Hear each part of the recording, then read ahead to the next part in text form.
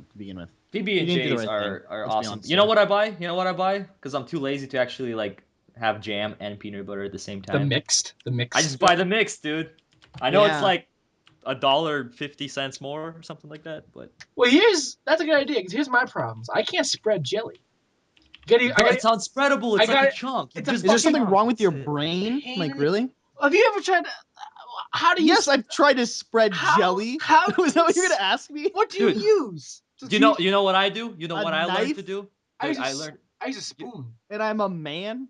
Dude, so you know I what can I spread learned to do? I jelly? don't It's not even that hard. spread the jelly. I just put it on the toast, and then I just get another piece of toast with the spreaded peanut butter on it, and I just squeeze it as hard as I can until it just You forcibly, can do that also. forcibly spreads. You can do that also. Because doing it with a spoon or like a fork or a knife just does not work. Yeah, You have to like cut it into I use a chunks. spoon, and then I use the bottom of the spoon to kind of like crush the jelly up so it's easily spreadable. But sometimes it cuts through the top of the slice of bread. Like I go to spread the jelly, and there was a big hole in my slice of bread, and it becomes the soggiest, disgusting. Just wow, who made this? Ray Charles? Like who made this PB and J? So it becomes an exercise in. But I've never had the mix. Is it good? Yeah, is it? It tastes fucking delicious. Well, then there you go. That's all you. Seriously, it's no.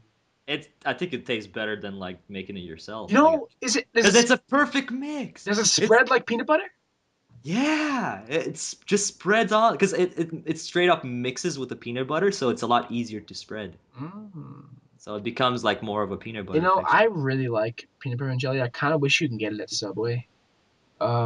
Dude, in school, did you ever eat $5 those? foot long PB&J. Did you ever eat those peanut butter jelly sandwiches? I know they're probably not that great now if I try it, but Uncrustables? yeah, the uncrusted ones. Oh no! See, my Uncrustables? school, Those are bomb. my school made their own peanut butter and jellies. They made triple deckers, and they were awesome. Could you like especially request a quadruple? No, Can I get a quadruple, they ma'am?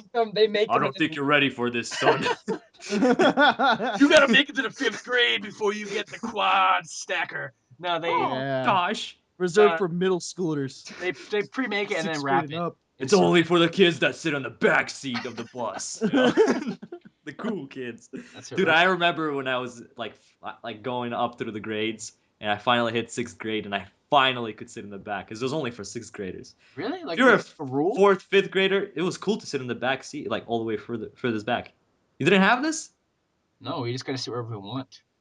Dude, man, this is how it was in my school, man. Everybody sat wherever they want except the last like 2 rows in the back. That was like for the cool usually whoever got in that bus first is getting that damn back seat. That's the way it worked. And luckily for me, I was one of those little panics. Dude, you know how many kids I would kick out of those seats that were 6th graders? Like they're like just this kid's like on the first day of school. He's like sitting there all happy to go to class. He's probably like a 3rd grader. I'm like, dude, I've been waiting 6 years for this. Get the fuck out of here, you little piece of. I didn't get that mad. So I was a bus patrol, so I had free reign to pick and choose who I want to stand. What's a bus patrol? You're like a cop? Did you give like tickets? Well, to people I mean, what you're supposed to do, what you're supposed to do is you wear this neon belt around your coat, and you're supposed to enforce the rules of the bus. But like, what you use it for really is you can just stand up and do whatever you want. Like I never told anybody what to do. I just did it to do whatever I wanted. But they give you these little yellow slips, and if like a kid is like throwing gum or he's pissing in the back, you write them up on the slip and you hand it in to the principal. But I never handed one of those in because that's mean. It's a goddamn school bus. Like what? I'm not Steven Seagal.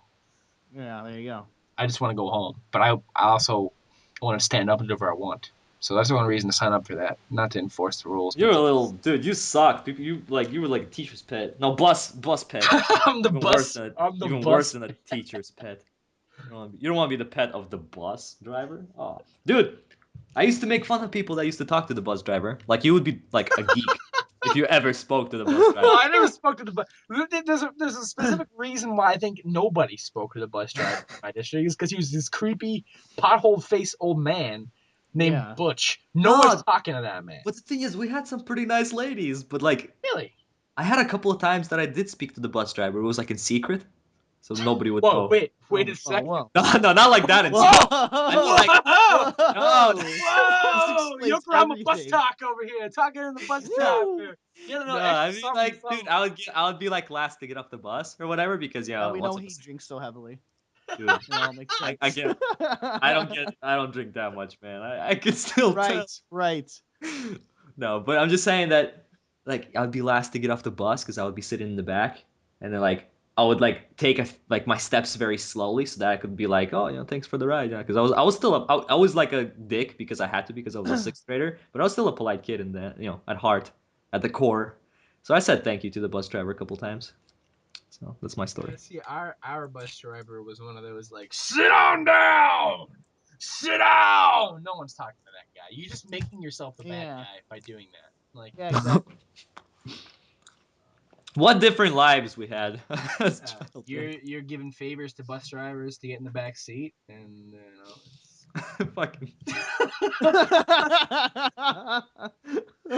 like in no way anywhere is that funny, all right, man? Just not funny. So defensive. That is just.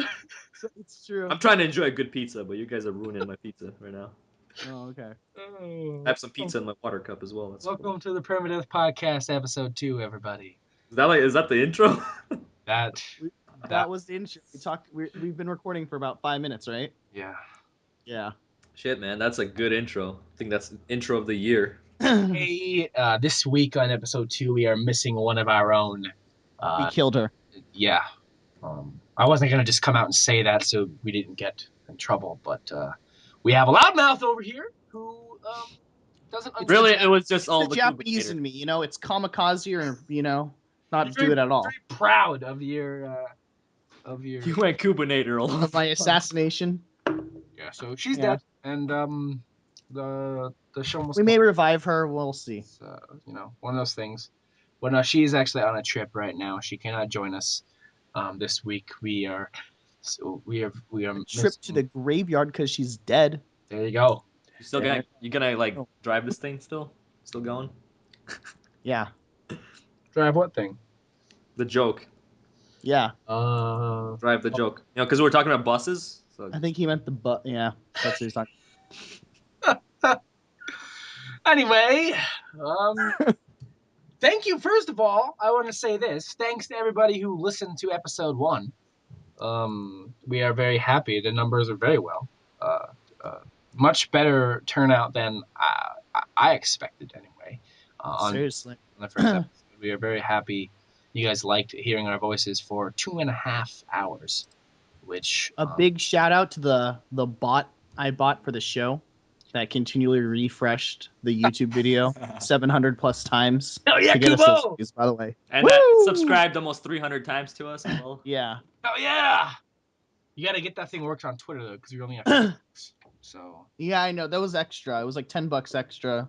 We're just starting out, so I didn't think it was worth it. But I bet you there's some guy out there like they're using a bot. Yeah, there's one guy that's What? gonna email us. He'd be pissed now. I can't believe the Permadeath podcast is using a view bot. Like there's gonna be an article about us like tomorrow morning I hope so. that we're using bots. Awesome. But anyway, how you guys doing on this evening? Beautifully. I'm doing beautifully right now. All right. Because Why of this is it beautiful pizza in front of me. Actually, one of the slices isn't beautiful. So you're eating pizza right now. Could you describe to us the pizza? All right, this is like a supreme pizza. Okay. Is that how they call them? Supreme? Pizza Supreme? Yes. Or is that like Taco Bell? I haven't had too much Taco Bell. Well, I think that's like Taco if Supreme. it's Supreme pizza, it has stuff like peppers, sausage. Yeah. Yeah, it has everything on here. It has olives on here. The thing is, I don't like olives at all. No, olives suck. But on pizza, they work. Yeah. That's like tomatoes to me. Like my mom just eats tomato sandwiches. Dude, I hate tomatoes. I eat tomatoes like apples during the summer, man. What is wrong? I cut them in half. Dude, I pour like a pinch of salt on them, just like I pour a pinch of salt. I drizzle a pinch of salt, and then, dude, it's a very good snack, especially if you keep it like in the fridge and they're cold. tomatoes on their own, they just taste like a bag of garbage. Like Yeah, on garbage really. day, if you have the garbage ready waiting to go outside, like it Go smells. eat a fistful of garbage That's what a tomato and come back tastes to like. us and tell us that it doesn't taste like a Oh, tomato. you guys don't know the good stuff. You guys like avocados? I just want to We're ask. talking to the No. guy who had secret I talks with the bus driver. I'm just saying. yeah. I think we can judge our food on our own. I don't like avocados and I don't like guacamole. And you're playing What? Guacamelee. That's strange. Yeah, guacamole, right? Avocados are in guacamole, right? Yeah, that's like the main ingredient. Yeah. Yes. Like green. Really? Okay, yeah. Dude, I eat avocados just plain as well. I pour a pinch of salt on them. Pretty much I pour pinches of salt everywhere, and it tastes good. You just How is that game, by the way, Bill? I heard you raging earlier before we started the Guacamelee. show. Well, that's what I've been spending most of my time playing is Guacamelee. What a beautiful segue that we've set up with I avocado, know. guacamole, Guacamole. now Guacamelee. No, first it was like vegetables, and then guacamole, and then Nice. And now a game about luchadors. Um, Exactly. So that's what you've been playing mostly. perfect bridge. I've been playing a lot of Guacamelee. Now here's the thing with Guacamelee. It's a very short game, but it feels like I've been playing it for an eternity. The game is supposed to be like 3 to 5 hours, 3 to 5 hours long, and I've put about 10 into it so far because I suck. For those of you Right. guys who don't know what Guacamelee is, it's a side-scrolling platformer with awesome Mexican wrestling moves that you use to take down skeletons and chupacabras.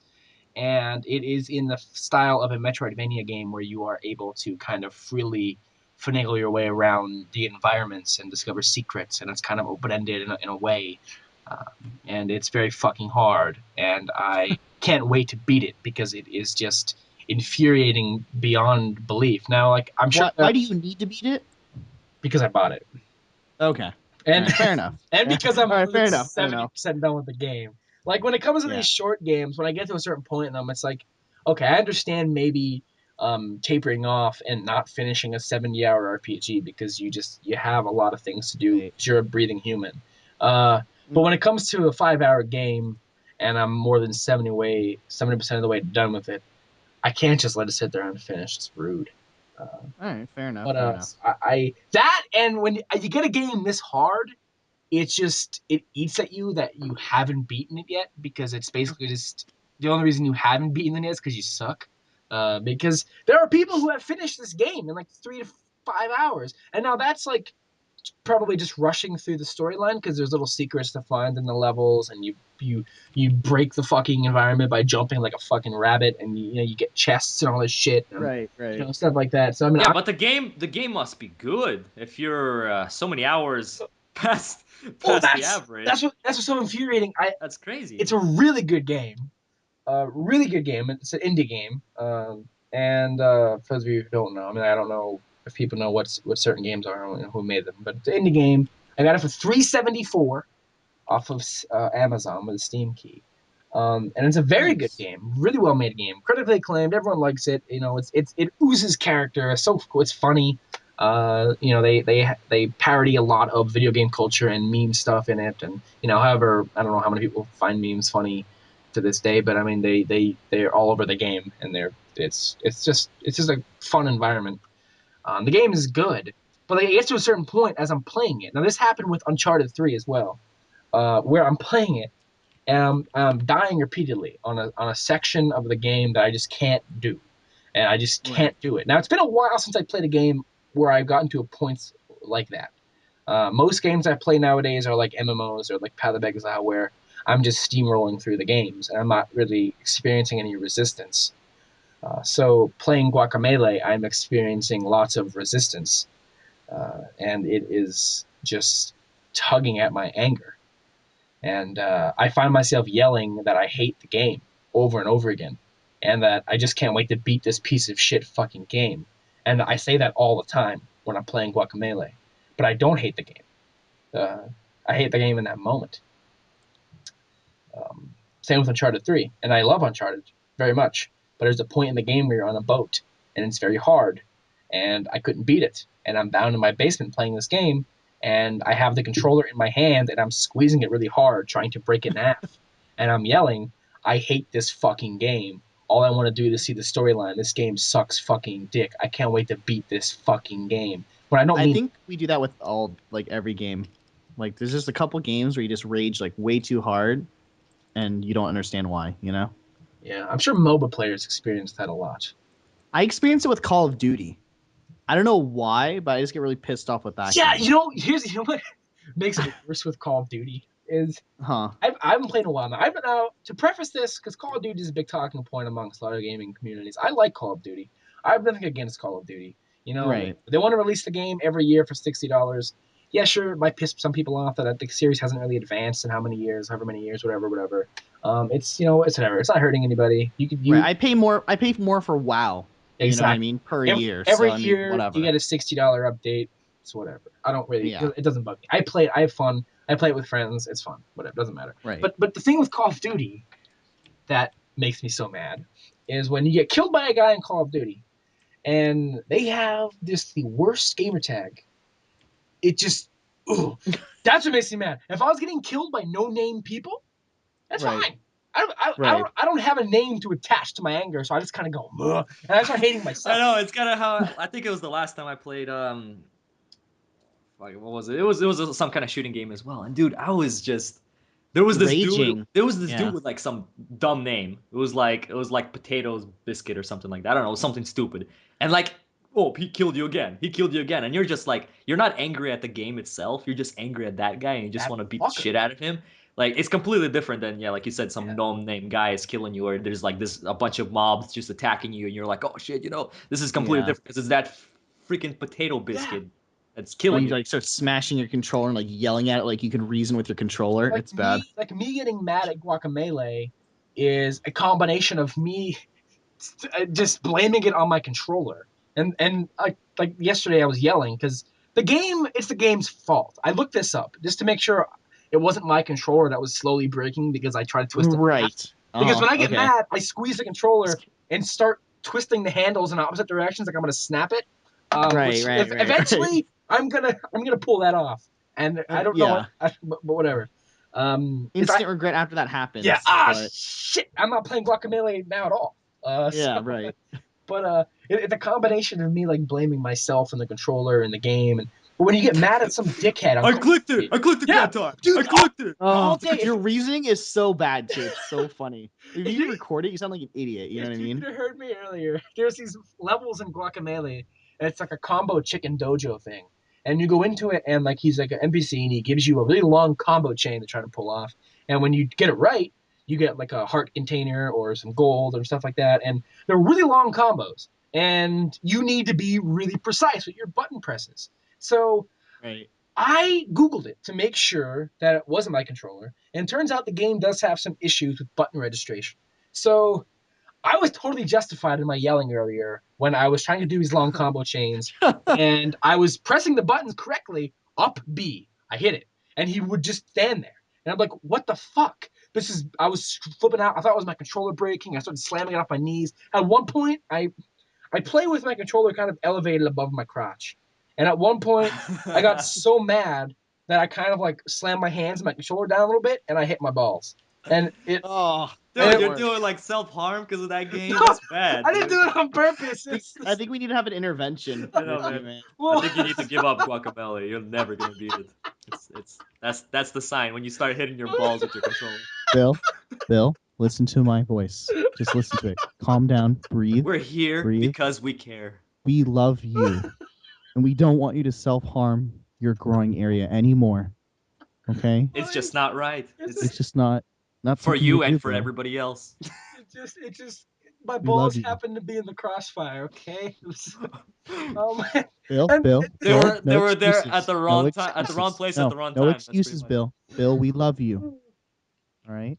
I and want to see you through this, okay? I was so mad at the game though that the adrenaline I didn't even feel it until like 10 minutes later. I'm like, oh shit, my balls did get hit. I knew it. But yeah, man. so getting mad that you blame yourself when you get mad at Call of Duty. I was playing Call of Duty 4 on PC like about a year ago, And now I'm not good at the PC. I've always played Call of Duty on consoles because that's all what all my friends played on. I refuse to play Call of Duty solo. I'm playing with a buddy all the time. It just eases the pain of getting killed by some guy named Well, it's Rooster. because you can like kind of laugh and make fun. Exactly. Yeah. I'm not focused on Like it's different than like you're alone sitting in the dark in the middle of the night and this potato biscuit kills Yeah, you and that's you're it. just like just raging, flipping out. But if I was there, you could be like, "Oh, this son of a bitch!" Yeah. Like I'll be like, "Yeah, he's," and I'll be like, "Ah." You need a buddy there to make sure that you're not So, hitting like- the balls of the controller. That's Well, that too, yeah. And so it also makes it so like you can reason with them on why you're getting mad, Yeah. so you feel like less of an idiot. But yeah, so I kept getting killed by this guy named Diego, dude.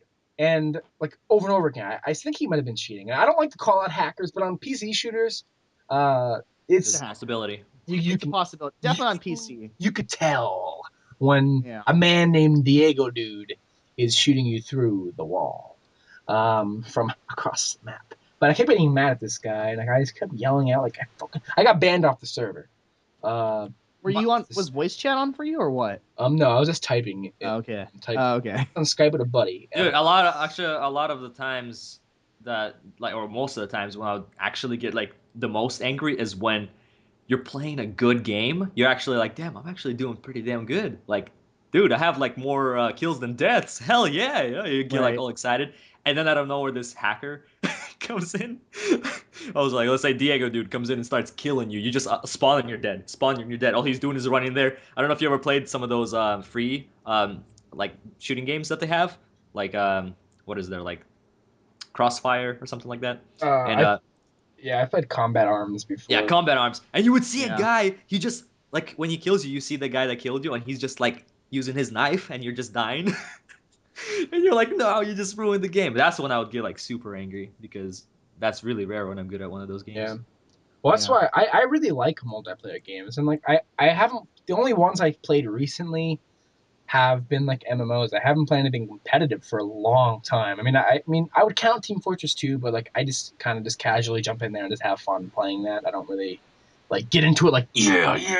Well, that's probably not true. I don't really get like super stressed with that one either. You know yeah, what it's I mean? just a fun game to play. Like I think Right. it's part of the aesthetic of Team Fortress 2. Just kind of massages your shoulders, even though you could be having the worst game of your life. You're For just me, it's playing, because you can get points. You just get points from Yeah, everything. and Like a kill is just a point. It's not it's like such kill a and deaths. goofy Yeah. looking game too. It's like this is just joyous. Like I have a lot of Yeah. fun playing it. But put you into the brown, gooey, fucking bloody ass aesthetic of Call of Duty or Battlefield, and you instantly become fucking Jean-Claude Van Damme, and you just want to rip the throat out of I it. am Rambo. Yeah. That was the worst Rambo impression I've ever heard in my life. I don't know. Like the That thing was is, horrible. I went into Arnold voice and I stopped myself. I'm like, Yeah, wait, Rambo is not Arnold. What? Give us another one. Give us another one. You redeem yourself. Dean. You Sylvester Stallone is tough to do unless you're Sylvester Stallone. That's true, man. True words have not been spoken. I mean, like people, you Adrian. That's a terrible Sylvester Stallone, but it's probably the best anybody can do. That's pretty damn good. I thought he That's was the actually only good. line that anyone can do, in a Sylvester Stallone voice, though. You know what I mean? Like to just regularly talk like him is impossible. How are you gonna do it? Like hey, how's your day? Exactly. See? You'll be like, Andrew. So I've been playing Guacamelee and raging at it and getting far. What have you guys been? Anything else? Been up to? Well, I'm starting That's all you over. played the whole week. Well, with school and Guacamelee and All right. No. I did restart Fire Emblem. Oh, you did that. You did this. Well, you took yeah, that step. I'm starting over, and because what happened with my first playthrough is I spent a lot of time like kind of I'll be right just back. 1 sec. relying on like one or two units, and then like pairing the rest of them up in a like actual pair where only one person gets to experience unless the other guy hits them. So like a lot of my guys were gimped and like they weren't leveling up. So what I'm going to do on this playthrough is like use a little bit of that and keep a lot of my units separate, but keep them next to each other on the field so they still get the pairing bonuses. Well, you can always like change pairs. Like for one match, you can have that same pair, but paired up like with one leader, and then the other one could be, for the next match paired up, and the other guy would be the leader. You can do that. I kind of did that sometimes, and That's true. everybody's pretty leveled, I guess. I obviously have like 4 guys that are like way stronger than everybody else, but the rest are pretty. I mean, leveled. like looking at my like level spectrum right now, like my set of guys, I have Crom, who is 16. I have my avatar, my guy Frampus, who I named Frampus. What is this? Fire Emblem. Okay. I have him at level 18. I have La Long Q at level 15, and then the next highest guy is 7. So and then the next highest guy is 5. And then And then the rest are like 1. Yeah, it just goes down from there. 3, 2, 1. So like Nice. Blast off. I can't um uh, uh roll out the diversity when I enter these battles. Like I want to use other characters. I'm bored just setting out Frampus and Crom in a pair and having Crom buff Frampus up so much that Frampus dodges every single attack and then just spits out a Thunderbolt and just twice, might I add, and then have Crom hit the enemy while he's in the air, and I just don't lose. Like it's now there might be some people listening to this who play Fire Emblem and they're probably going, well, that's why you play on hard mode. The hardcore. Yeah, I play a normal classic.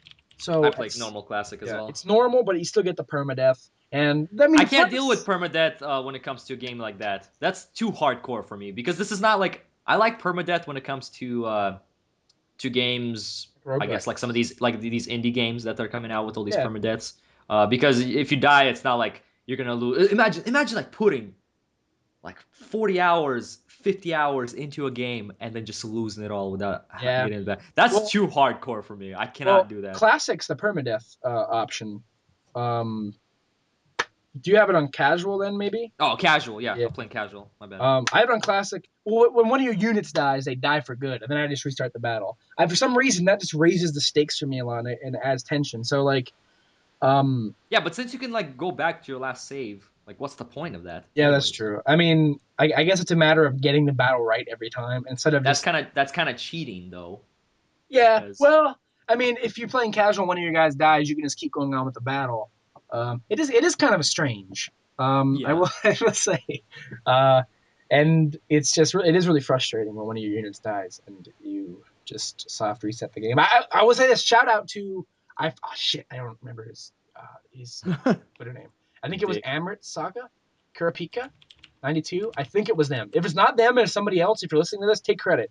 But they suggested to me the soft reset for Fire Emblem, which allows you to not have to turn off your system every time one of your units dies. It just takes it back to the title screen. Thank you very much, man, or woman.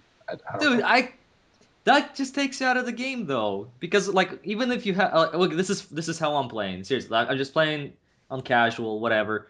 A guy dies once in a while, usually not because they're also overpowered compared to the enemies, but one guy dies once in a while, whatever, and I just continue, and the story continues, everything continues. I don't have to like click that button to go to the home screen, and it just takes you out of the. Yeah, I mean, I'm not really.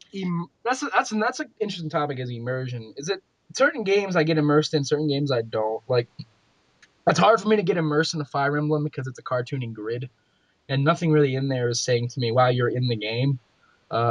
So I'm kind of like, okay, I'm just. I don't know. I still get quite into it. I'm just trying my best to form the way I like to play it is I like to form the perfect strategy information to include no casualties. So when I fuck up, I like to go back in and see where I went wrong and implement a different. Yeah, I guess it does kind of put that pressure on you because if you die, you gotta restart that whole. Yeah. And I mean, you have to restart the whole game, but you have to restart that whole fight. Yeah. Is it that good of a game? Because I've never played any Fire Emblem game. I've just like heard that it's like awesome and amazing, but I don't know. The genre doesn't seem to interest me that much. It is tremendously polished. Because I have a 3DS. It's on 3DS, right? Yeah. Okay. Too insane to go. No, I've never played a Fire Emblem game before either. In fact, I've never played a grid-based strategy game before this. The only experience I have with strategy RPGs is Valkyria Chronicles, which is free-flowing movement. You pick your troop. I played Final Fantasy Tactics. Oh yes, there's that one as well. That's okay. So it's basically like tactics then. That's what it is essentially. All right. And I just fell in love with it really quickly. I really like the concept of it. I've it's not that I haven't played a grid-based strategy game before because I don't like the genre. It's just that I never did it. Um, so this one is very easy to get into too. There's different. I mean, you could play it hard as balls with permadeath, or you can play it on easy casual and just kind of ease your way into the game and just enjoy the storyline and the mechanics. So it's a really good game. I'm just really happy with it. So I've been going back to that and trying to get back into it. One of the other reasons I restarted on a new save is because it's been a few months since I kind of went at it, and Yeah. Right. there's little story recaps of each chapter, but I just it's not that I don't know what's going on. It's just that I don't like jumping back into a game months later and kind of just being thrown back into the storyline to where I don't really know what's going on at this moment. Right. So that's one of the reasons I'm restarting it. Which I'm not complaining about having to restart Fire Emblem because it is very good. I don't care. You weren't super far into it, was it? No, I'm only on chapter 8, which How many hours is that? at that about point? 7 hours. It's still But kind of but I hard. mean a lot of those hours were spent in menus and Yeah, fucking it's, up. Right. And I have a much better handle on the game now, and I think I can kind you of probably get through those 7 hours much quicker the yeah, second time. exactly. And so I don't mind restarting. No big deal. No big deal here. But anyway, yeah, that's all I've been playing really. Guacamelee and a little bit of Fire Emblem here and there. Yeah. So That's yeah. awesome, man. What about you guys? Hmm.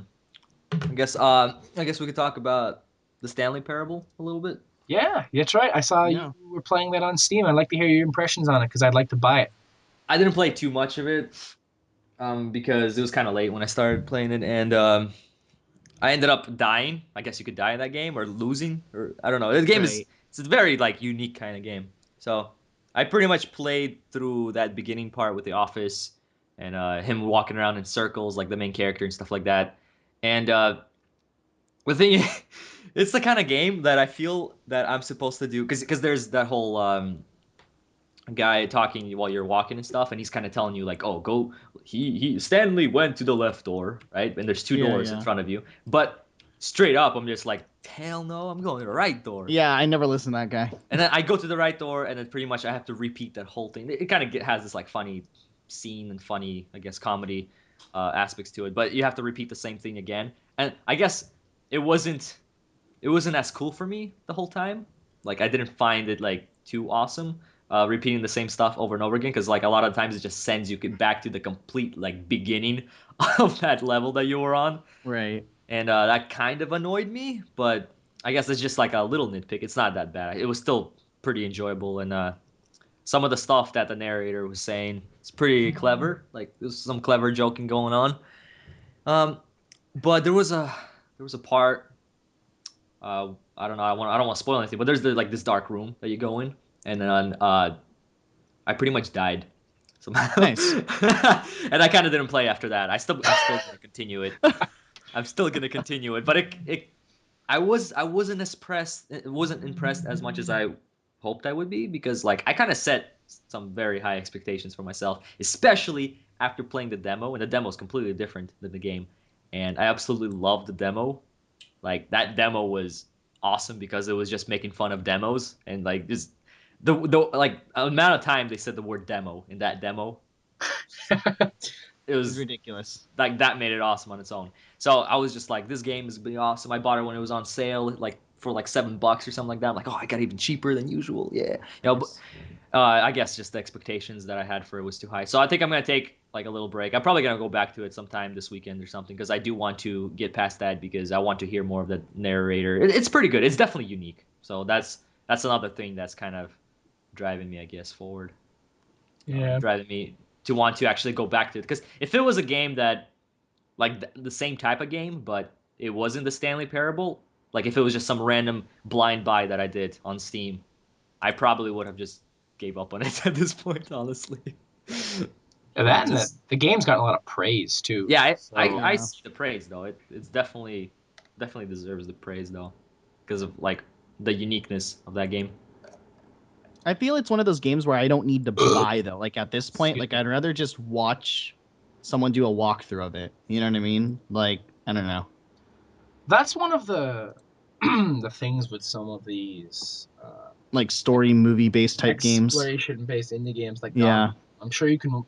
I mean, people will argue you don't get the same immersive feeling you get when exploring the home as you would just watching it on YouTube. But I mean, essentially, you're picking up on the same story elements, and you're just so watching the same things be discovered.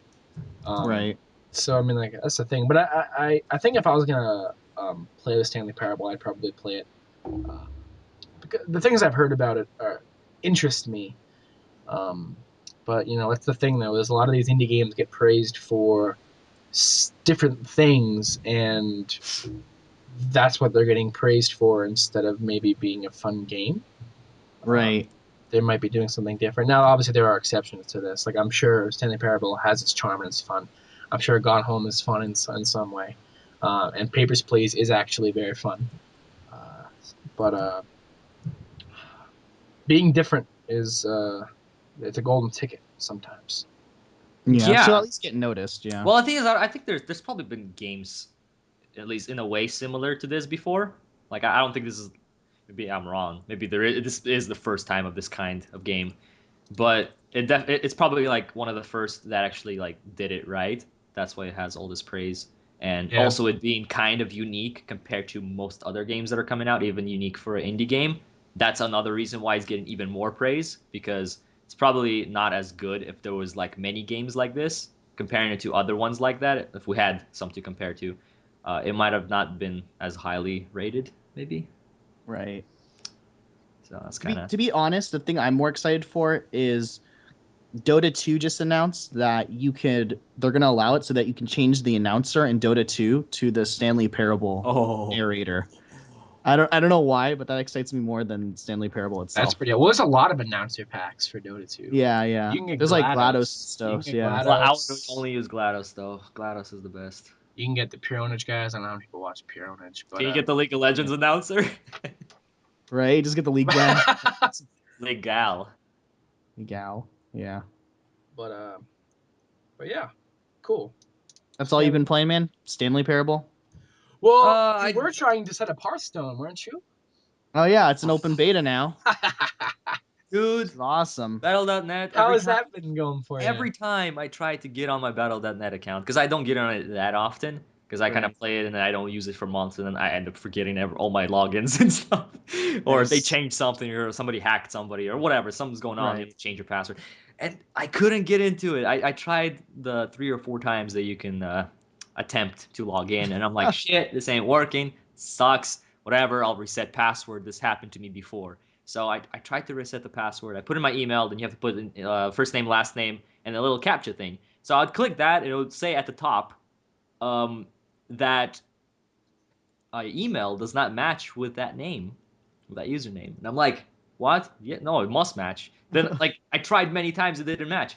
Then I ended up switching my email and trying all these different different ways of doing it. It still didn't work. And I'm like, okay, I'm gonna restart my browser and everything and try again. So I try again and then it works, whatever. But that's no help because now it's saying since you tried so like too many times, Right. you You're have to locked call out. customer support. And I'm like, what? What's the point of this email thing? Obviously, you're gonna try to reset your password once you can't guess your password. So what was the point of trying to reset your password? I know sometimes maybe you want to change your password, whatever, but most of the time that people go to reset your password is when they forget to log in and they try like 3 or 4 times and they can't log in, then they try it, the whole reset thing, and then like it sends you to customer support. You have to call them. Like I don't want to talk to those guys. I want to play Hearthstone, dude. Yeah. Gosh. So that's my experience. That was like the last like 2 hours before the podcast. Nice. Very sorry. So still haven't gotten in 7 played. Not going to be in there for a while then. The beta finally goes open and Yoku can't play. I know, man. I gotta fix this before the Diablo. Reaper Souls comes out. Yeah, well, you have some time to cobble. Knowing me, I'm just gonna like, yeah, I'll do it later. It'll probably only be about a 10-minute phone call. Well, they also have a callback system where you call them You tell them what's wrong or whatever, and then you leave a phone number, and they'll call you back when they get to you. So you don't have to actually be like physically on the phone now, like waiting for like 10 minutes or 20 minutes or however long it is. You know, you just do that. Yeah, we'll see. Once I get around to it. All I have on my PC right now, I'm on my Mac right now, but on the PC is just like the battle.net thing where it says you have to contact customer support. That's what I have on there right now, and it's been staring me in the face for get that set 4 up, hours. and we will Yeah, play seriously. some Hearthstone. Did you actually, Bill? Did you play any of it? Yet? Well, here's the thing: you boot the game up and you go through a little tutorial. They make you play a few. Well, yeah, it's a long tutorial here. Yeah, and then to unlock the different classes, you have to beat the computer AI version of those classes. Or you can beat a friend. Playing as that class? Yeah. So it worked So that way?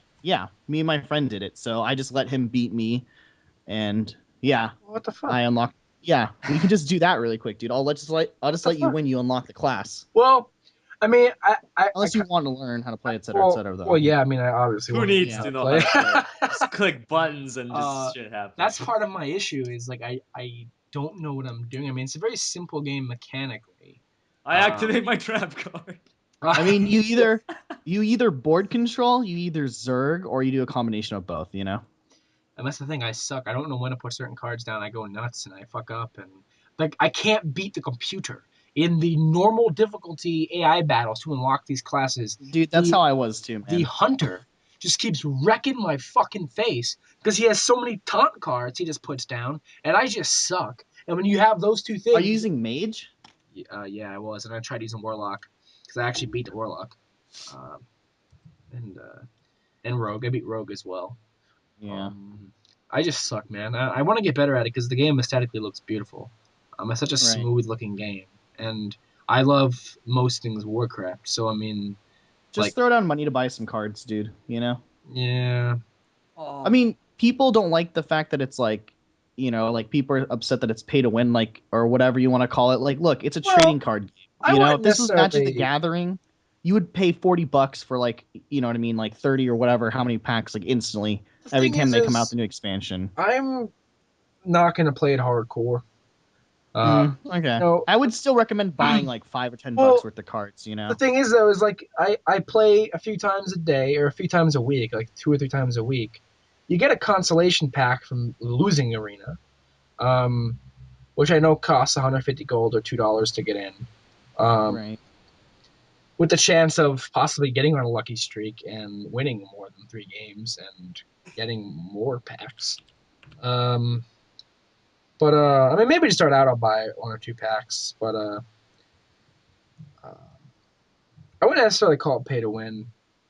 It's not pay to win. A lot of people like to jump on that word pay to win when you could still just like buy a little bit of stuff from the cash shop. Especially if you get those better cards or whatever, you're gonna be playing probably against other people I mean, that also have better it's totally cards. possible to beat them with and buy packs without ever spending $1. Yeah, sure, it might take a little bit longer, but otherwise the game wouldn't be free. They have to make their money somehow, and I mean, pay to win would be they're spending money to get cards they can only get by paying money.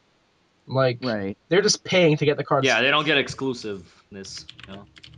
And the arena mode, which I mean, you either pay $2 to get an arena pass, or you spend 150 in-game gold to enter it. Those are all random decks. You don't even they're not even cards you bought. Everybody's on arguably level playing field because you get kind of a random pool to select from, and you might get hosed. But either way, I mean, it's an interesting model, and it's only in beta as well. Yeah. So I'm interested to see what they implement as far as. Yeah, I've been interested since like hearing about it the first time. What I would like to see done is, I mean, the arena system is a cool mode, and you either pay $2 or 150 gold to get into it. I would like to see like day-long arena passes you can buy for like $10 or something, and you have it for 24 hours, or like $5 and you get it for like 12 hours or something. And instead of spending $2 and like losing 3 times in a row and you're done. That's not gonna give you much motivation to come back. Yeah. If you do that. The thing that's exciting me is that they pretty much promised that there would be some type of like PvE. in the game, like dungeon mode, quest mode type of thing, because people really liked the tutorial and how well polished that was. There's something like that, but where you can like team up with your friend and you both like go at it or whatever. You know what I mean? Like, cool. Like kind of that like, would be cool. And they're saying they're trying to figure out the pay model right now for that, but they said it is something that is going to be in the game eventually. Kind of like Puzzle and Dragons on iOS, where it's like a Bejeweled type game, but like you go through a sequence of monsters that you fight through the puzzle system, and then you fight like 4 or 5 of them, and then you fight a boss monster. But it's a puzzle game. Right. So I think it'd be cool if like you went through a sequence of opponents in a card game, and then eventually you faced off against a boss opponent or something of the matter, which I think would be kind of cool. A cool PvE mode would be pretty neat. That's Blizzard though, so I mean, they probably will. They like adding fun stuff to their games as much as they get hate from people for Diablo. I hate fun stuff in my games. Anyway, yeah. So sorry, Yokohama. I just hate it so much. Yeah, sorry, man, that you got dealt a bad hand. Yeah, it's horrible, man. And this is like, get it, guys, get it, guys. Card humor. Whatever, man. Boom. Whatever.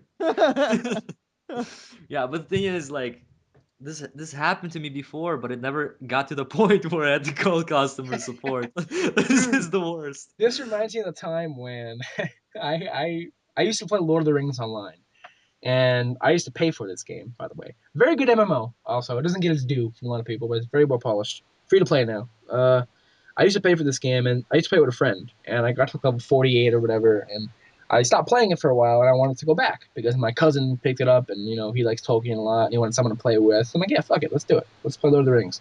So I go to log in, and my account has been banned. And I'm like, what? I haven't played this for like 2 years. What happened? Like, what happened? And so I call Turbine support, and I get this lady on the phone with this like cool like voodoo accent. It was really weird. Ooh. She was like, "How you doing, child?" And I'm like, "Whoa, hi. My account has been banned."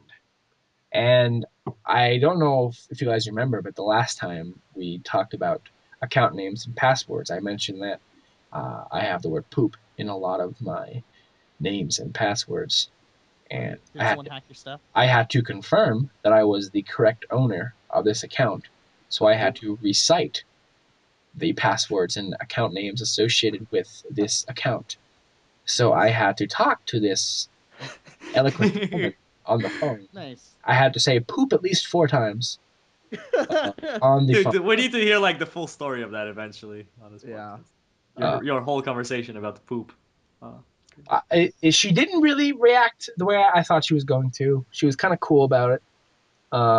She's a professional. She probably gets it. Before. She probably hung up the phone and turned around to whoever was behind her in a cubicle and goes, "Wow, I just dealt with a man who names himself after human shit. I wish he would have stayed banned, that fucking shithead." But yeah, no, I had to get. That's what she tweeted. My children, but his password had poop in it. I had to get unbanned because somebody had hacked my account and used it to solicit and try to sell gold. Nice. And the thing is I logged on, and nothing was missing. My character was logged out in the same spot I logged him out, in Bury, the city of Bury. Nice. And like I don't know what they did.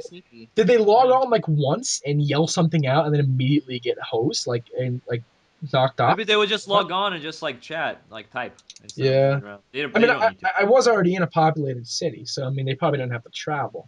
But like usually if someone's hacking the account, they're gonna use it to farm as well, I would assume. Like farm the money and sell it. Right. Unless they logged in, wow, this guy's not even level cap. Let's get the fuck out of here.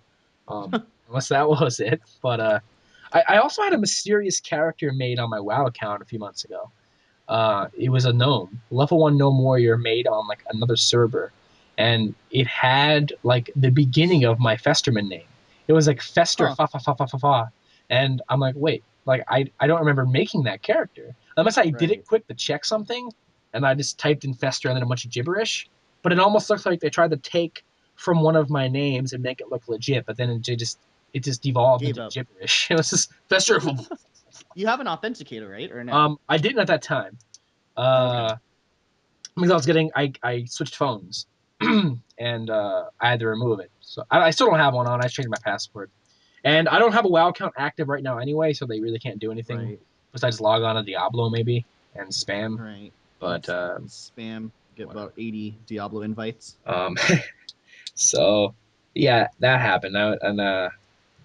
So it's the world of MMO accounts and passwords. I guess that's why their security is so tight, and why if there's some guy getting it wrong so many times through Battle.net, they'll just eventually say, you know what, this guy might be Fester fa fa fa fa.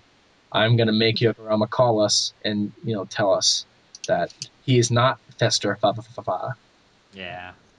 Which I mean, I guess it's good for you that they're making sure nobody's trying to play Hearthstone and Fester fa fa fa fa is not taking your Diablo account and like rubbing its butt all over it.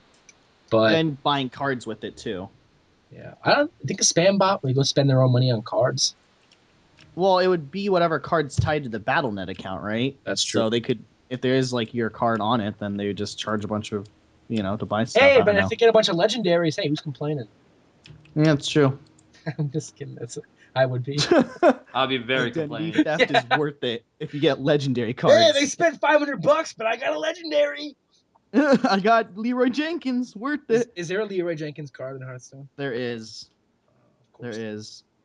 And it's actually really good, to be honest. Do they have like Onyxia and like those kinds of people in the card game? Yeah, there's Deathwing. Deathwing's a legendary. Like, can I get a Ragnaros card? Yep. Ragnaros is pretty OP. At once per turn, it hits somebody random for 8, but it can also be you. Ooh, that's risky. Yeah. Deathwing is 12/12, but what it does is once you put it, and it costs 10, but once you put it on the board, your all minions on the field are destroyed, and all cards in both players' hands are destroyed. Mm. So you're literally like top decking. Just hearing the words Deathwing and Ragnaros just makes me want to subscribe back to World of Warcraft. There you go. And Leroy Jenkins is a 4-star, but it's 6/2 when you play it. But it summons 2 1/1 whelps on the other person's field. Huh. So it's pretty good though, because there's a way to get it to be like a 12/2 and with charge, so it instantly attacks for 12. So it's actually a really good legendary right now. Damn, I have no idea how this game works. It's like it's pretty simple actually. I mean, it's just a matter of I hear it is simple. I hear it's not like anything too crazy.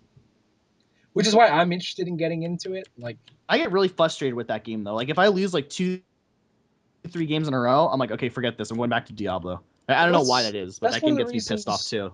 Why I'm looking forward to playing it. Like, I want to get into one of these games that people stream and there's tournaments and people like there's a really big scene around it. But I'm not interested in playing LoL or Dota because I'm not very good and I just kind of want to play. And Hearthstone isn't team based, so I'm not pissing anybody off but myself. So I want to get into Hearthstone because it's really big right now. There's a big scene bubbling around it. I want to get into this damn game so I know what people are talking about and I can watch streams and get into it and take place in the discussions talking about the meta game and all this crazy shit. But I just suck so bad at it that I just give up and go play Guacamelee. And then get pissed at that. Yeah. Well, we can play some practice rounds later if you want to. I'm down to play Hearthstone whenever. Stop talking. I can't play Hearthstone. Shut up. I can't. You know what you should do? Well, you know what? That's your fault. You should. What time is Blizzard customer support open till, Ryan? I know you know. I have no clue, man. Shit, you have friends. Speed dial. Like another hour. Dude. You have friends at Blizzard. I have a friend who's a game tester, and I have a friend who's in HR, and I have someone who's in cinematics. Yo, you should get me a job as a voice actor at Blizzard. Check this out. Watch this. Ready? This could be the new thing for King Wern. Wait. King Verdon? Stormwind. Ready? Okay, this is his new voice for Warlords of Draenor. I want you to get me a job. I want you to take the podcast. I want you to download it when it's up, and I want you to just kind of take this part out. And I'll bring it to Blizzard on Friday when I go. Yeah. Ready? Okay. This is the new Varian Wern, whatever his name is, the Worm Master. Yeah. King of Storm Isle. Here we go. Ready? Here we go. Now you will take Thrall out of the gallows and bring him to me. There, I want you to send that to them. Okay, I will. That was the crappiest thing I've ever heard, but I'll send it to him. Beautiful. No, it's not good. That was horrible, man. And then I want you to, you know how they're redoing the character models for WoW?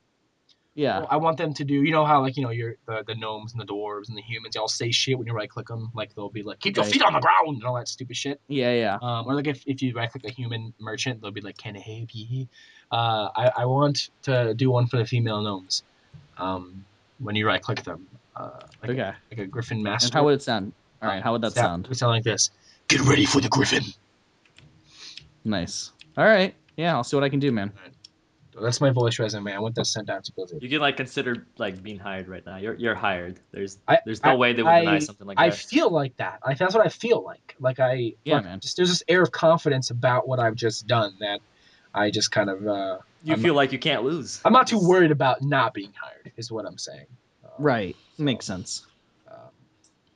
Anyway.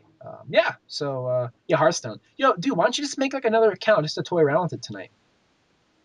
Like another battle.net. Yeah, it's in open beta anyway. I mean, yeah, why don't you just do that? I mean, I might do that. The client's under 2 gigs. It's not even a big client. Yeah. So I mean, like, if you wanted to just mess around with it, just do that quick and whatever. Yeah, I'll probably do that. Up to you though. I mean, like, I probably wouldn't get too into it with that account because then you'll make a lot of progress and then you'll open your main account back up and you'll have none of that progress. But the thing is, like, I'm not like in the super rush to play it. Like, if you kind of look at it, because I have so many other games to play. True. Right. True. That's good. So then Yokorama will just play tonight then without him. That's cool. Well, that's that. You know, so speaking of Hearthstone and why I want to play casually is it's kind of built that you can play it casually with the daily quests and being able to just kind of get into one arena every now and then. Is that I have so many other games to play that if I'm just able to play a few games of Hearthstone a week, that's fine with me. Unless I get super addicted to it and I end up dropping all my savings on card packs and arena passes that Blizzard consumes my soul. But your life would be over. Honestly, I've been going on like maybe once every other day and just doing like the quests, you know, and I have like 600 gold. You know, I have enough for like 3 passes, amass a bunch of gold, do the dailies, and then just spend a week just doing a bunch of arena runs. It's I mean, because the thing is a lot of people consider it maybe pay to win is because they're in such a rush to build these super amazing decks that people who have been playing the game in closed beta for so many months now have built already. When they don't realize that it's okay to take your time and, you know, play it casually and not have to rush to the top of the ladder just because some people are just not casual. They just want to be the best. Yeah. Around, and nothing's ever going to take them down, you know? They want to be the best that ever was. Yeah. Yep. But yeah, Ryan, Kubernetes, what up? What you've been playing apart from Hearthstone? Because I think we talked a lot. Right. Enough. Well, I was gone this past week from like Friday to Monday. That's right. You went on a camp. I went on a camping trip to Lake Arrowhead, so there was no internet. Where is that, by the way? It's like let's say 10-15 minutes out of Big Bear. I don't know if you know where that is. Where that is either. All right. Well, if you're smart, you would know. I'm just kidding. Is it Big Bear is 15 minutes away from Little Bear. That's where it is. Yeah. Yeah, it's pretty much how it is. Is it in Cali? So I was up there. Yeah, it's in California. It's like a 2-hour drive from where I live, up in the mountains. Awesome, man. Yeah. So yeah, it was good. It was a good time. It was, you know, the struggle was real. We had like an 8-bedroom, central heated, place to stay at, and it was a struggle to survive. We only had instant coffee, no Starbucks in town. The McRib was back. It was a pretty big struggle. I don't think you guys would understand like how big of a struggle this camping trip was, but it was hard. I was on the verge of giving up like 3 to 4 times at least. Withdrawals. Yeah, I had withdrawals, you know. So anyway, yeah. So I just got back Monday night, and so this week I just kind of been catching up on World of Warcraft, just leveling my character there. Like we said earlier, Hearthstone, Reaper of Souls, and I've been getting back into Path of Exile too. Speaking of Path of Exile, I'm down to play that later if you want to. Oh, tonight? I have that. Let's all play it. Ha! Let's all do it. Yeah, You can join. everybody listening to the podcast, you just witnessed us make a play date. Woo! Wee. Yeah. If you want to play with join us, our guild, Jungle of Love. Seriously, now I obviously I don't want to keep interrupting Kuba. You were talking about something, I think. No, go ahead. Go for it. Speaking of Path of Exile, it is a free game. Now I'm willing to give out my Steam name to anybody listening. Because I'm down on my Twitch. So I'm down to play games with anybody. So if you want to, just ask me on Twitter. I'm gonna just put it in the description of the episode, whatever. But add me, and I'm down to play. If I have the game or it's free, I will play it. Yeah, you can also hit him up once you've added him on Steam and just tell him he sucks at Guacamelee. Yeah, please do that. And You'll never playing Guacamelee. Just harass him as much as possible. Beat it. You're gonna put more hours than Ebby put into Evo Land before you beat it. You know, Ebby, for everybody listening, Ebby has on her Steam, she has the game Evo Land, which is just like 2-hour indie game where it just kind of like takes you through the evolution of RPG games. Like it starts you out on like an 8-bit turn-based game, and you eventually just, as you progress through the levels, you end up in like, a full 3D type, modern day RPG. And her Steam like glitched, and whenever she would log on Steam, it would rack up Evoland hours, and it would say that she was playing Evoland. So every time she would log on Steam, she'd be playing Evoland, even if she was playing Skyrim. So she currently has 205 hours in Evoland, which is a 2-hour game. So funny. And she doesn't have like any achievements. Yeah, she has 205 hours, and somehow in those 205 hours of gameplay, she has amassed 0 achievements. Which you get achievement within like the first, 10, 15 seconds of the game. It's kind of funny. It's pretty funny. But yeah, so I mean, like, I'm all for playing games with anybody. So I mean, like, yeah, Yoku Ryan, I'll be down for Path of Exile. We can all make new characters together and just kick some ass. Can I say something about Path of Exile real quick? Yes, go for it. Okay, I played it for a couple hours, and I tried playing it with a buddy of mine. Because I've been trying to get him to buy Diablo 3 for a while because I wanted to co-op with him, but he just hasn't cracked. It's been so long, he still hasn't cracked. He's dumbass. But I'm like, dude, there's this free game. It's Diablo 3 type game. Yeah. Let's play. It's free. It's free. He's like, oh, it looks stupid. I'm like, come on, man. It's free. He's all fine. I'll download it. He downloaded it. We started playing it, and was it? I think it was one of the earlier missions. Once you already get into that first town or whatever it is, the first like hub world, I guess you could say, and you go off to start doing some missions after you get some quests or whatever. And then one of the earlier missions, we were fighting the boss. Pretty much, we killed everybody, and we're fighting that boss. We kill that boss, but before we kill that boss, the boss kills me, and I died, and I went back to town, and he killed the boss, and he picked up the item that we needed to pick up. Right. And then I couldn't, I went there, and I'm like, dude, like, I didn't finish the mission yet. I haven't finished the quest yet. Like, can we fight the boss again? But no, you can't. But the thing is, we started looking up on the forums and everything, and people are saying that this has happened before to people, because I guess you have to be both there in that same place during that fight. And what you do is you have to reset that whole like section of the game, like the little section. But the thing is, it was the first section of the game, so that I couldn't reset it back to anything. Nice. So I just ran around for 2 hours, which was pretty much like the first 15 minutes of the game. And then I ran around there for like 2 hours, like trying to figure out. He was trying to figure out, and then we just never played it. You know what you might be able to do? Well, what you do is to reset an area of the game, you right-click the like. Not portal, but you right click. That's what I did. That's what I did. Were you able to like right click, like when you go into town and then go back out? I wonder. I don't remember exactly. But because that happened. You could be able to like erase or like select something else, but there was nothing for me. That happened to Ryan. That happened to Ryan and I. We killed the guy, and like I died, and I didn't get the item, and I'm like, oh shit. And he's like, "Oh, it doesn't matter. I probably just go hand it in, and you get it too." And I'm, okay, let's go. We went back. Yeah, that's what I thought. That's what we did. And you don't. So I had to look it up, and you just right click the entrance to the zone, and it, like hit like reset instance or whatever, and everyone. Yeah, but that's really dumb. Like, have they fixed that, or is that probably not? That's. I mean, like I agree. It should let you complete the same quest your party member just completed. Yeah. Yeah, I was there fighting like 5 seconds ago. I just died because I suck. No, because you suck, you can't get the item. All right.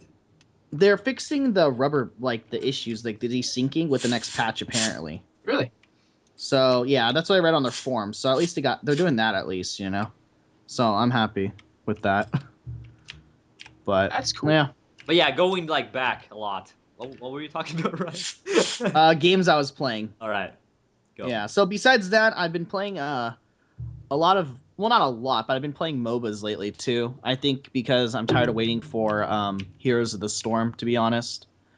So I've been playing a little bit of League of Legends, and I just downloaded before this episode Dawngate, which is EA's competitor to League of Legends, EA's version of MOBAs or whatever. So I'll probably check that out later, let you guys know how it is. I'm like not interested in that game at all. Yeah, I mean, they're streaming it right now or something on Twitch, and they were like, hey, if you want to get in the beta, just type this in and you'll get in instantly. So I was like, okay, whatever, I'll try it out. But, you know, I'm probably just going to stick to Heroes of the Storm once that comes out or whatever, and just kind of man, League. You nah. like League? I love League, man. I put too many hours into that game. I'm not a big fan of it. I think it's all right though. How far or how long have you been playing it for? I'm you level like 18. Yeah, I guess So you have put a little bit of time into yeah. it. So you're starting to like kind of not Yeah, suck. I get it. Yeah, pretty much. That's pretty much how it works in that game. Yeah. You do suck. Bill sucks at that game. Yeah, I can probably tell you how many characters I have on my account, and you're gonna think it's nuts, and then you can probably give me an estimate of how much my account's valued at. Oh, did you like purchase a shit ton of characters? My friends have gifted me every character under the sun, pretty much. You have some good friends. I have a total of 80 characters. Dude, I've played for so many hours. I've probably put like around 1,000+ hours into it. There you go. And I don't think I even have that much, honestly. Yeah. So I got a bunch of characters and stuff like that. I have no clue what the count's valued at, but it's probably a lot. I don't know. Do you have skins and stuff like that? Yeah, I have some skins. Mostly characters, though, that people have bought in me and stuff because they wanted me to try out, like, this character or that character or whatever. That's cool, man. Yeah, man. But it's a solid game. I just think I'm just going to go to Heroes of the Storm. What about Dota? What about Dota? I'm down to play Dota with you two guys. I'm down to play I've Dota. never I have played that installed as well. I've never played Dota. I have it installed. Wait, do both of you guys have it installed? I have it installed. I think it's updated and everything. I think I should be able to play it. Okay, well then, Dota night. Everyone listening, you guys are experiencing our play date. Let's play Dota and Path of Exile. Yeah, why not? Because I'm sure we all kind of don't know Dota 2 inside and out. Dude, I suck. And we'll make up, like 60. Yes, no, yeah. Wait, 60% of the team. Yeah, exactly 60. Yeah, there you go. So I'll live. We outnumber people who would be mad at us. So.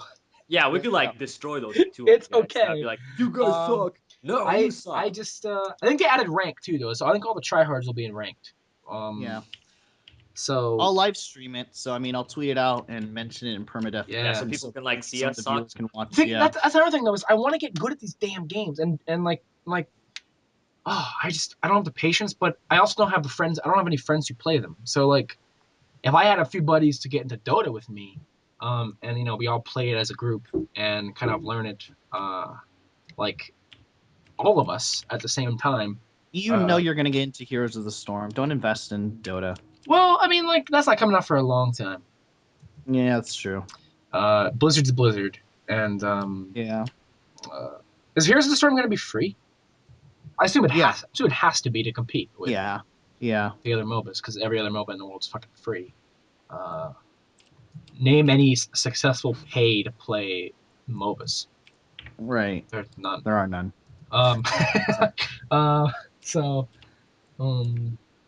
Anyway, yeah, I'll be able to play that later tonight. I know, and I'll give you this tip: in Dota 2, you can eat trees. Yeah, there's all kinds of shit in Dota. There's like the couriers who like carry gold and stuff. Oh yeah. Or not just gold. They bring shit to you. I think. I don't know. Yeah. There's like I played the game before. Shops. There's like shops in the middle of the lane. Yeah, I played the game before. The only thing I don't like about it is that like you're encouraged to attack your own towers, so that the enemy doesn't get them and stuff like that, and you're encouraged to kill your own creeps, which I think is kind of weird. I think that's But really cool though. yeah, and games are pretty long. They're a lot longer than the average, like 40 minutes in League. Average games are about 50 to 60. Our So game's probably gonna be like 15 minutes because we're gonna get this. Yeah, it probably depends who's Yeah. playing. I mean, pro games are probably longer, but we had a bunch of amateurs like us. I'm sure they're pro. yeah, I don't know anything about the meta either, so I'm just gonna choose a character. Yeah, there's every character under the sun's unlocked, so I mean, just pick whatever Yeah. you want, whatever kind of thing you want to play. I mean, Isn't there like a tutorial for it too? I'm not sure. I know there's a whole like write-up page. It's by some guy named Purge or something like that. I think it's Purge. It's like a Yeah. welcome to Dota 2. You suck, and it's this big long guide, like getting you situated. Like it gives you a list of champions to like pick from. Like if you're just starting out, these guys have this kind of they're good for beginners. They don't suck, and they're really good in the hands of good players, but they're kind of easy to pick up and get into. But yeah, so I'm down to play that as well. But instead of talking about our play dates, what else can we discuss? Play dates. But yeah, hey, anything else apart MOBA though you've been playing? No, that's about it really. Yeah, that does take a This lot week, of at least, of time. Have you ever played Smite? Like on the topic of I've wanted No. to. I've I wanted wanted to. Oh, I've been in Smite since Alpha. I bought into that, Nice. and dude, that game is so good. It looks Like, really good. like I was actually like ranked, like top ranked when they just included ranked matches into it because like I played so much of it in the beginning. I haven't played in like probably like 8 9 months by now, but I was like so into it. It's so fun because it's after playing so many hours of League and go into this like third person MOBA, you're just like it was just revolutionary. It looks like World of Warcraft PvP, but in MOBA form. Like you're controlling like a MMO type character. It's beautiful. It's played beautifully, especially if you like try to jungle in there. Oh, dude, you just run around. You don't know where to go. You actually feel like you're in the jungle. You know, it's beautiful. That game is amazing. A lot has changed in it, and so many new gods or whatever have been added. So that game is completely different than I've I will remembered by download now. that and check it out as well. This is the beauty of free to play games. Is I can just be like, Yes, yeah, Smite is check. definitely one of my top MOBA games. It was that in League at one point. That's all I did. Yeah. Well, cool. How big's the file to download it? I don't even remember.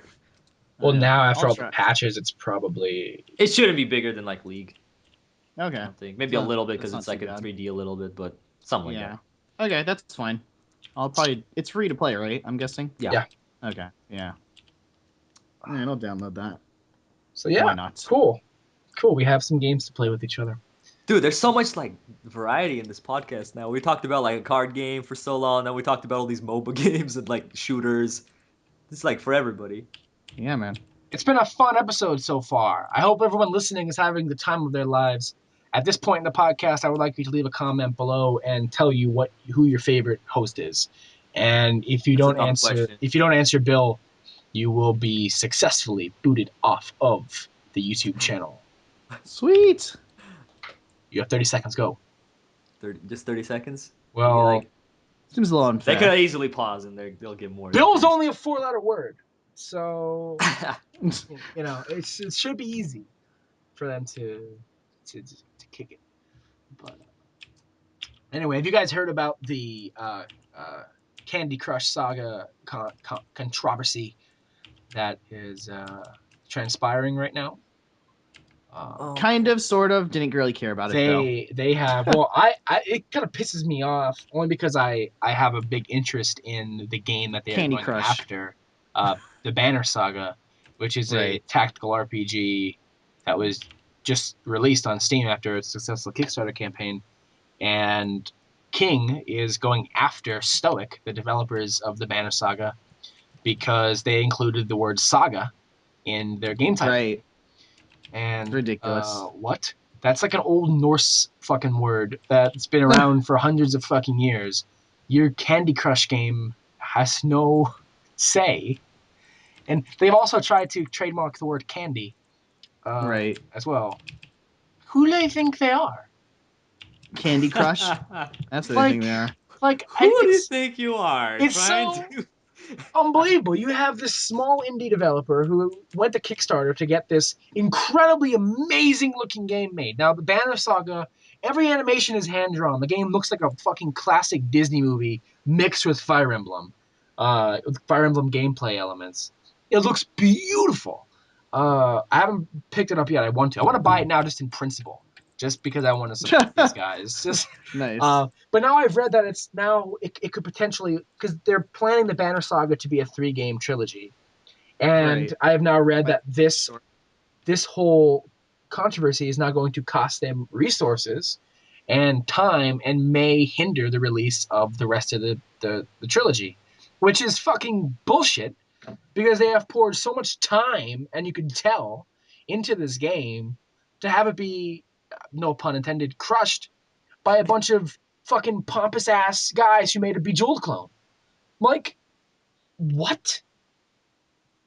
Yeah, right. Fucking the word. First of all, to want to trademark the word candy is one thing. It's the word candy. Right. And first of all, why is their game even fucking named Candy Crush Saga? It's not a saga. You're popping candy. I don't understand why that is. It just makes me so mad, man. Because like I have had my eye on Banner Saga for a while, and it looks like such a labor of love. Visually, it's fantastic. And then you got these fucking douche faces just rolling up on a fucking giant watermelon trying to squash their fun. Exactly. It's bullshit. And I don't understand why. I really don't understand what. Well, this is like the ZeniMax thing when Mojang was making scrolls. I remember that. And like it wasn't Bethesda themselves, but their parent company ZeniMax, which tried to sue them for using the word scrolls because they have the Elder Scrolls.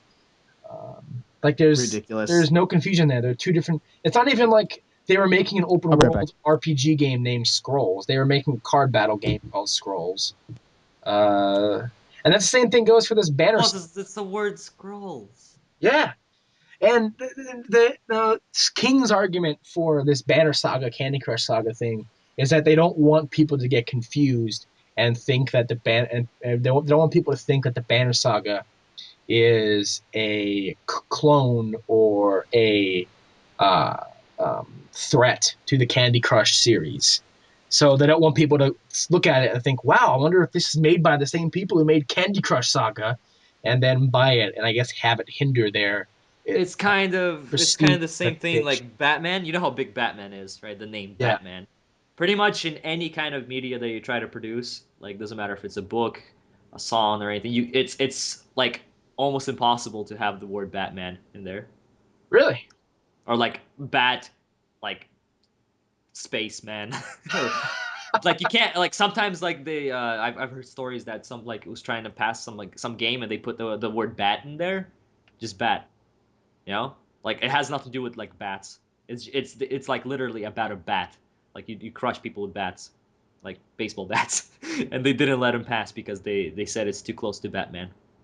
So it's kind of something like that. The legal system, it's wonderful.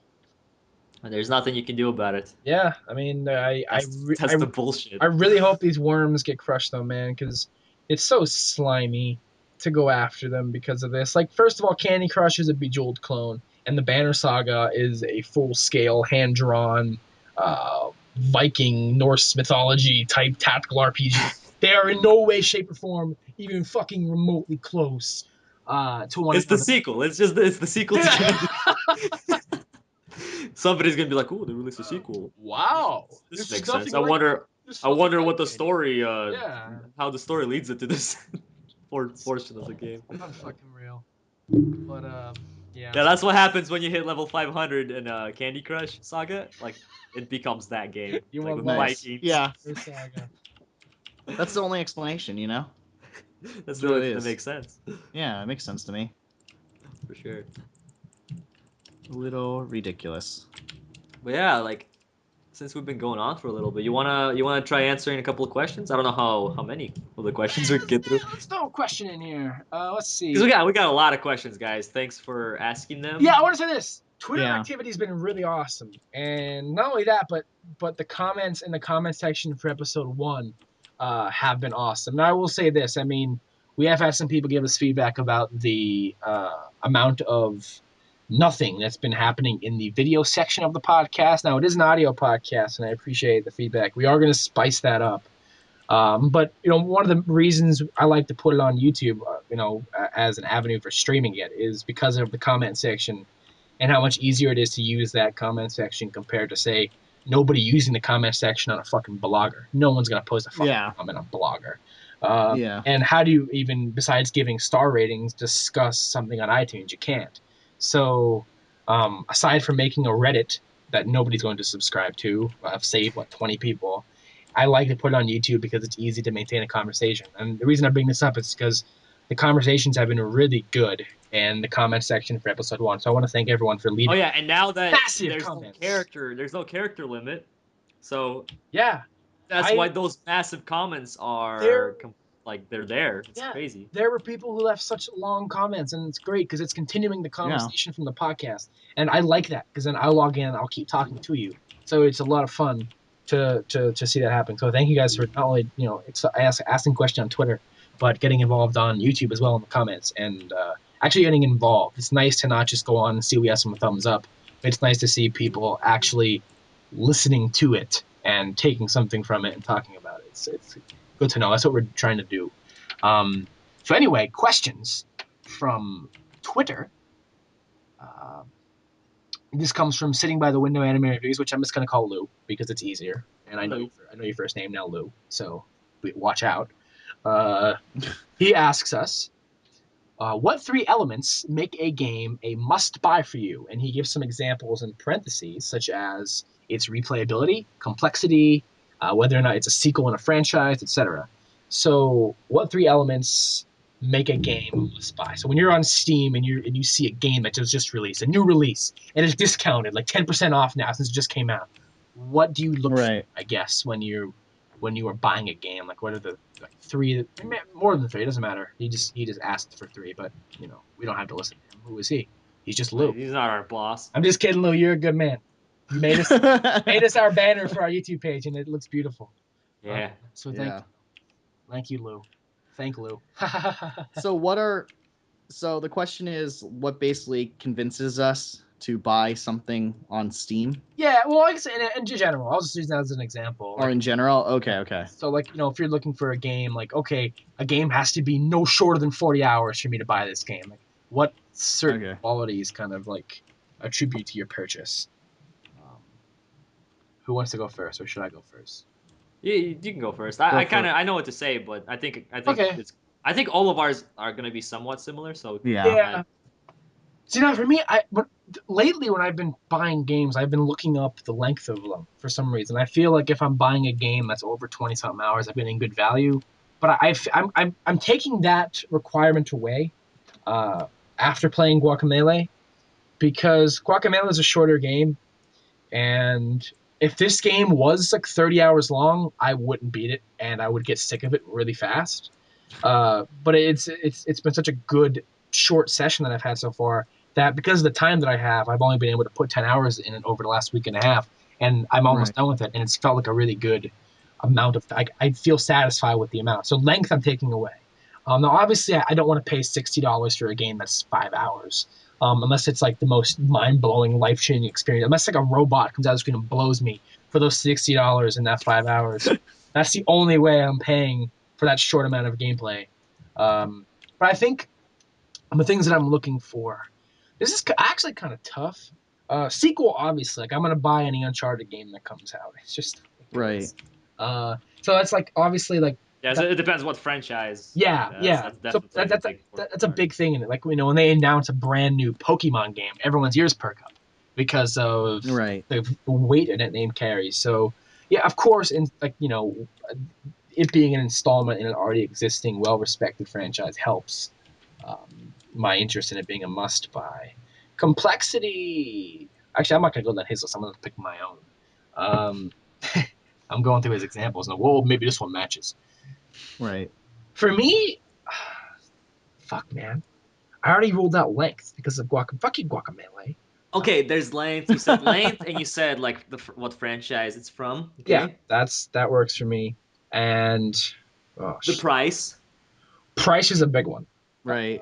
If I have no idea what game it is and I see it on Steam and I just look at a picture and I like the art and it's $2.50, I'm buying that shit. That's what exactly. it is. Like I probably wouldn't have bought Guacamelee. Now, Guacamelee is a great game, and after playing it, I might pay full price. It's $15 regularly, but I paid $3.74 for this game, and that made it like I like side-scrolling platformer games, but I really didn't know much about it. But because it was $3 fucking, I'm like, yeah, that's a must-buy. Like this is a game that was critically acclaimed.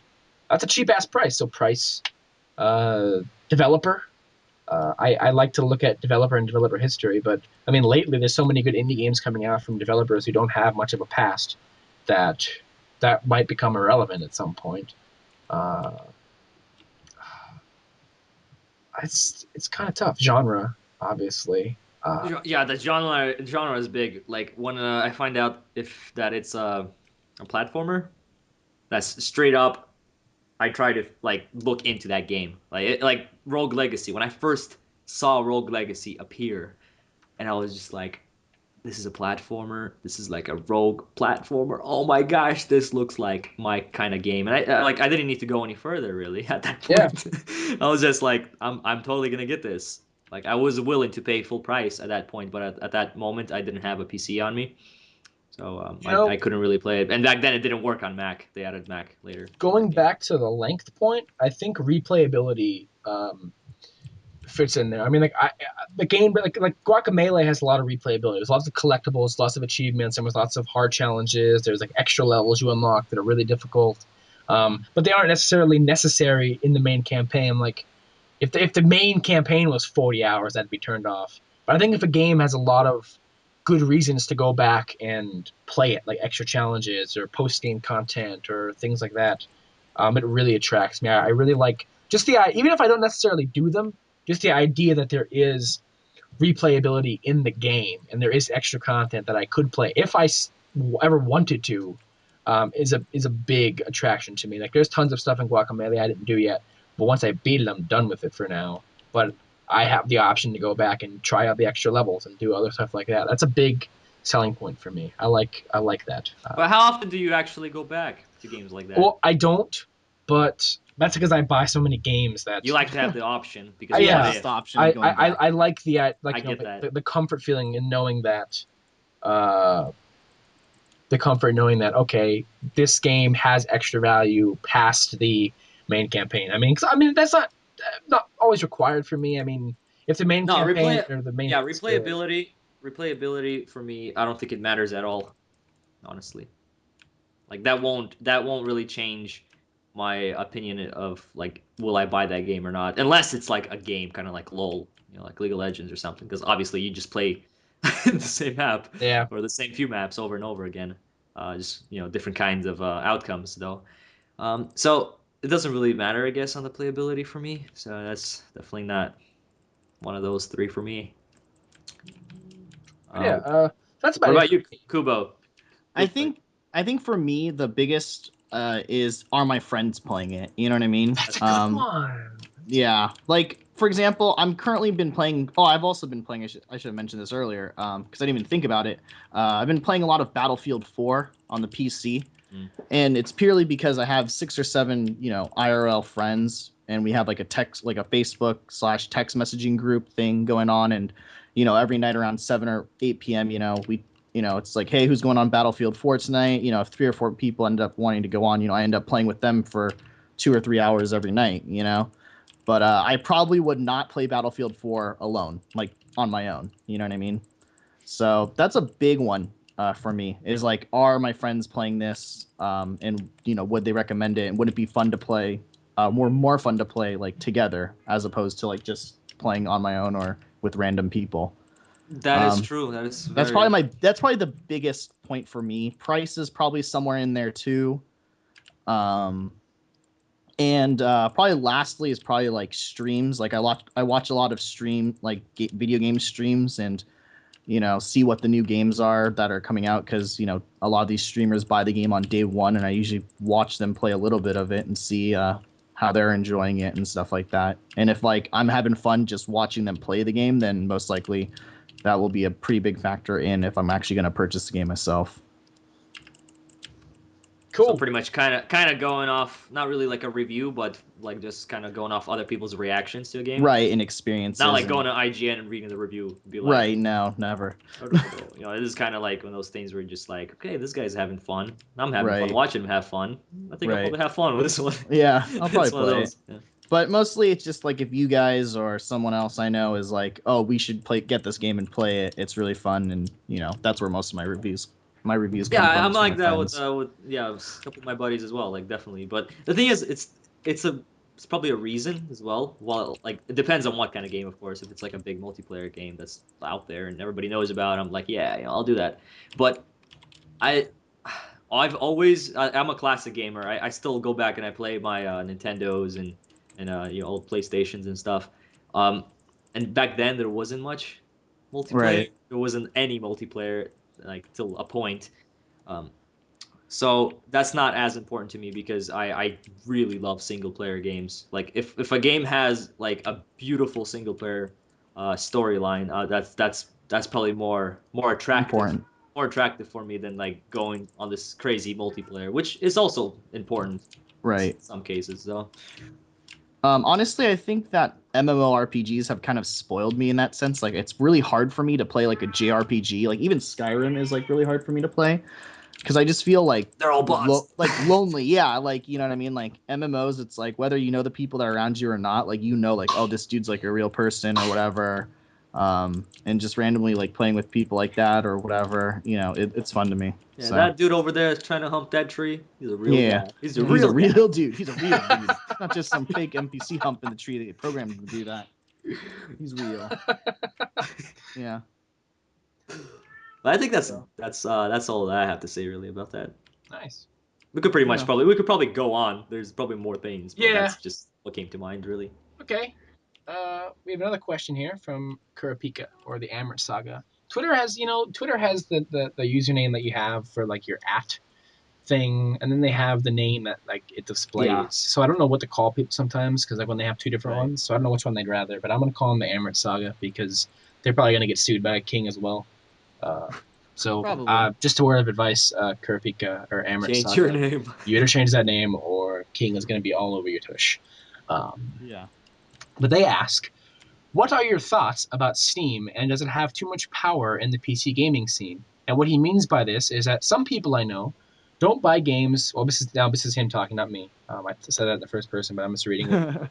He says, what I mean by this is that some people I know don't buy games on PC unless they are on Steam and ignore things like GOG and Green Man Gaming. Okay, I got something to say. We'll probably talk more about it, but like, what are GOG and GMG, by the way? Those are other places where you can buy games. Yeah. Okay. See, I didn't even know that. Okay. Continue. Yeah, exactly. Like, first off, Steam is just really big. Like, I don't think I've ever met somebody that would be like, oh, if it's not on Steam, I ain't buying it. No, it just has to be on. I'm Steam fanboy #1. Like, I've never really met a person like that.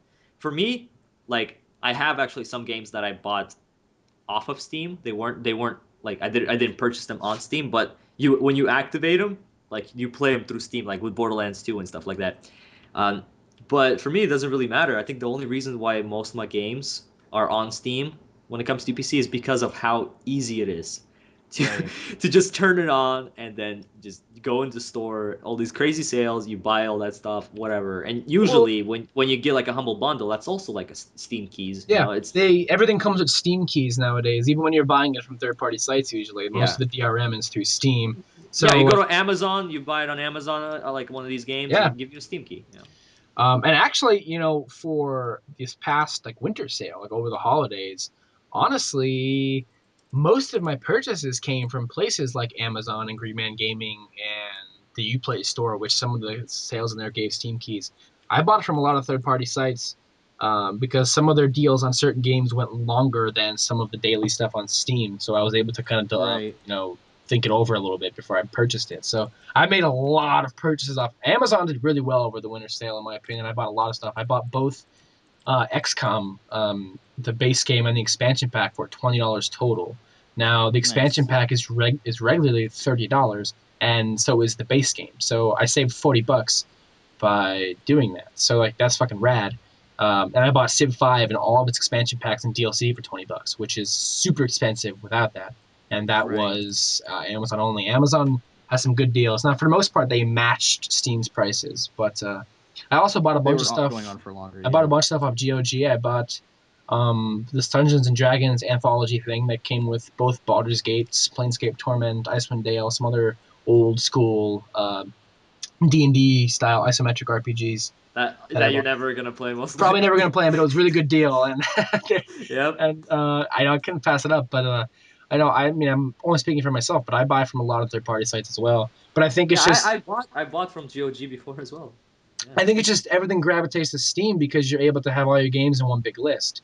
And, it keeps track of your time and your achievements, and there's a discussion forum, and you can post screenshots, and it's just this large fucking ass hub where all your games are there. Especially now that they also made it, like, more, not really like social media, but it's a lot easier to, like, kind of, you can write on the wall of people, like, better. Yeah, you can customize your profile. Yeah, there's more of a social behind more of a social feed going on there, which with all these badges that you can make. Cards. That's another thing. They're really putting work into that. That's another thing people get fucking hooked on Steam because like if a game has trading cards, even if it sucks. Yeah, Steam itself is a game. People are gonna buy the game even if it sucks to get the cards, so they can make the badges, so they can trade it for other cards. And it's become its own meta in its own way. But you don't know how many cards, like card offers, like messages I got after the Steam sale ended. It was so stupid. Yeah, and like I don't understand, like, because people are like, "Oh yeah, you got this snow globe? Yeah, I'll trade you for this." And I'm like, "What are you even talking? What are you even talking about? Like, what does that even mean?" Yeah, I think Bill didn't know either. I not too long ago I was talking to him about this, and he was just like, "Oh, so that's how you make these." Yeah, and you gave me the Team Fortress 2 sniper for my. Oh yeah, the background. You get that from getting that badge. I was like, "Cool, I guess. Like, this is dumb." Dude, I got into it the first time they just introduced cards. I think it was during the summer or something like that. During the summer sale. And I got so into it. I started trading cards. I started like my doubles that I was getting from purchases. I was selling them on Steam because you can sell the cards that you have. They're like for 20 cents or whatever. Right. And then you buy cards that you need to make your so I just got so into it. So I actually built the badge like 3 times. I have like a level 3 summer sale badge right now. I don't know why. I don't think I would do that again, but I just like this. I just thought it was very cool that Steam itself is like a game now. This is so fun. Yeah. Right. It's one other way to keep people buying games from their service. Exactly. Like every $10 that you spend, you get another card. And now, whether or not that's a good or bad thing, I mean, whatever. Oh yeah, but the thing is that people then look at some games that cost like $5. Yeah. These like $20 games that are $5. They're like, maybe they would probably wait if it wasn't for that. But since like those people that are super into the whole card thing, they're just like, you know what? I'm down. Yeah, let's do this. I'm probably gonna buy it sometime anyway. I'll just buy it now so I can get a card. Yeah. Exactly. So I guess that's really good marketing in a way as well. Yeah. I think just in general, like I don't know, like Steam's just easy. Like all the games are on there, like you guys have been saying, and it pisses me off when I like get a certain game and it's like, oh, I have to use like this new client to buy it. Like, what's the EA client? It's ridiculous. Origin. I have like 4 games on Origin only because of Humble Bundle that one time.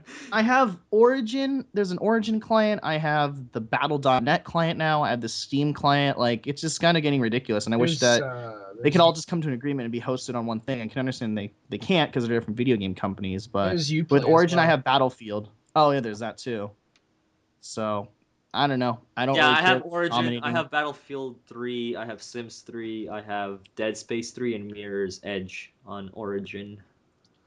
On my Origin, I have both Dragon Age games, and that's it. I might have Dragon Age on there as well, or that's on Steam. That's probably on Steam. Well, yeah, Dragon Age Origins is on Steam. Yeah, I think I have it on Steam too, though. But I know I have one of the Dragon Age games. I mean, I don't mind the different clients too much. I mean, when I'm playing the game, I'm not really paying attention. But just having to have all these things installed I could see where it turns people off. Like Uplay just seems like such a useless thing. Like just Ubisoft games. Like why? Yeah. Okay. Cool. That's awesome. Like, I have Rayman. Like I bought Rayman Legends. Okay, the newest Rayman game that came out, and I bought it on Steam. It's a Steam game. Like, it's on Steam. You purchase it from Steam. You download it on Steam. But when you open the game through Steam, it then opens up Uplay. So the game is technically tied to like your Steam and your Uplay account. When you go to open up the game. It opens up Uplay, and then it tells you to put your Steam key in for Rayman Legends. So you have to go in to the right click it and go to like View CD key and like copy and paste a Steam key. And now it's tied to both your Steam and Uplay. So whenever I want to play it, I hit play on Steam, and then here comes Uplay sticking its big fat musty ass in my face. Which whatever, no big deal. But it's so weird. Like I have to. It's annoying. It's more processing for the computer as well. Yeah. It's just I hate that. Like you try to get into a game, but to get into a freaking game, you have to get into like a couple other programs, and then you have to wait, and you have to the computer freezes because it's like a PC. It's like no, but I guess we have no choice. There's no other way to play it, so yeah, you're stuck with it, man. So what do you guys think? One more question, and then we'll wrap this motherfucker up. I think that's a plan. That works. So we've been going for about an hour and a half. We're playing around with the times. Yeah, we'll see. So one more question.